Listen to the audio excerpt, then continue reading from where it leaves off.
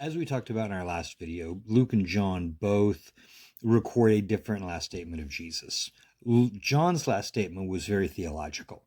It is finished. The work of God is done. In Luke 23, verse 46, Luke records this as Jesus' last statements. He says, "Father, into your hands I commit my spirit."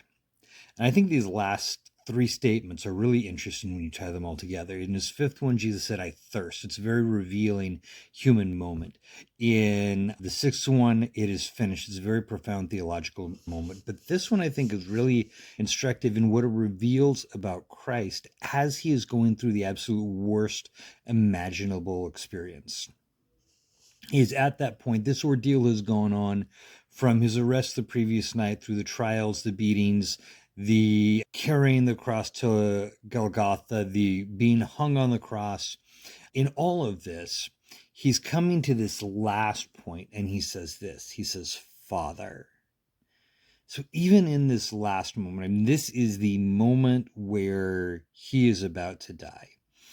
And yet in that moment, there is still that intimate connection with the Father. Father.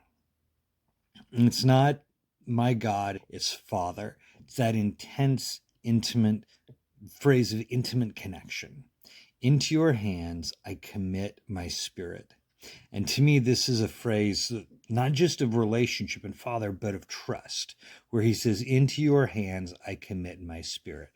I am trusting you with my spirit. Circumstances are horrible. Everything is miserable. I'm up here hanging on a cross. Everything envisioned by the prophets has come true. Everything we read about in Psalm 22, we see lived out in horrific reality. But in you, I still trust. In your hands, I commit my spirit. I don't see it in my circumstances, but I do see it in the fact that I believe I can still trust your heart.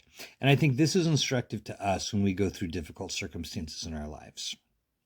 Hopefully, we'll never go through anything similar to this. But in the worst circumstances we can imagine, in the circumstances we are currently in, I think we can do those same two things, rely on those same two things: relationship with the Father and trust in the Father's heart. Maybe not in the circumstances that I see, but I can always trust the Father's heart.